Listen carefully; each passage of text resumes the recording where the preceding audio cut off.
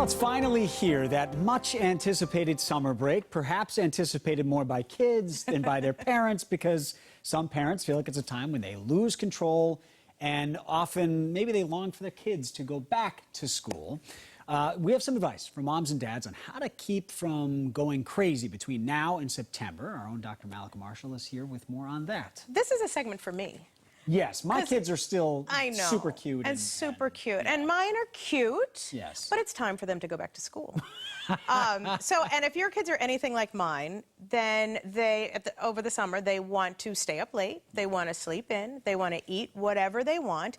And some of that is good and fun during the summer, but too much of a good thing is not always a good thing. So we're going to give you some tips on how you can sort of manage their expectations and keep things a little under control. And one of the first things you say is try to maintain the schedule from the school year. Right, which is the hardest thing to do, right? Because again, the kids want to stay up late and sleep in. For younger kids, it's a little bit easier, and it's really important to try to maintain their bedtimes, try to get them up early in the morning like you typically do during the school year. For older kids, maybe have some flexibility. So in our household, maybe they stay up a half hour, maybe an hour later than usual during the school year, but it's still important to try to keep them in some sort of routine and not let them stay up till midnight every night, because you're going to reap those not benefits, those are going to be Consequences of consequences, negative kind. There you go. And you say it's also important to make sure that they're busy, because when they would normally be at school, they should have something else to do. Exactly. And so, you know, during the school year, obviously they're busy all day long, so you've got to try to fill that void, which can be really challenging. Obviously, camps are a great option for parents who can afford that and can do that.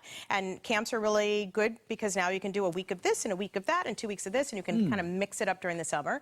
Play dates, so try to schedule play dates during the summer. Make sure there's plenty of outdoor play, like let your kids ride their bikes and maybe use the sprinkler, go to parks. Maybe there's a community pool you can take them to.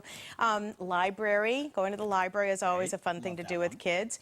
And encourage them to read. For those with teens like me, my 14-year-old has his first summer job as a counselor in training, so that's something to look into for older kids.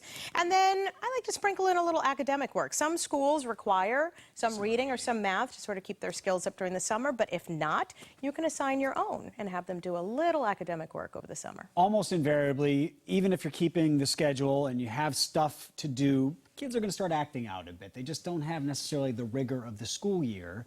What do you do when they start acting out a bit? So this is when you bring out the reward chart for younger kids, right, and try to give them stickers for good behavior. For older kids, they can earn computer time, for example, or time playing video games. So maybe not say they can use it loosely, but if you do this and that and you behave, you get to spend an hour here and there doing it. And then you obviously want to try to stay as consistent as possible, which is really tough to do during the summer. But if you keep some of those things in mind, at least hopefully things won't go too crazy. Keep the schedule, keep them busy, stay consistent with the parenting. You'll be all right. And September's around the corner. September's right there. Right? Dr. Mallika Marshall, thank you. All right. Always much more here on CBSBoston.com.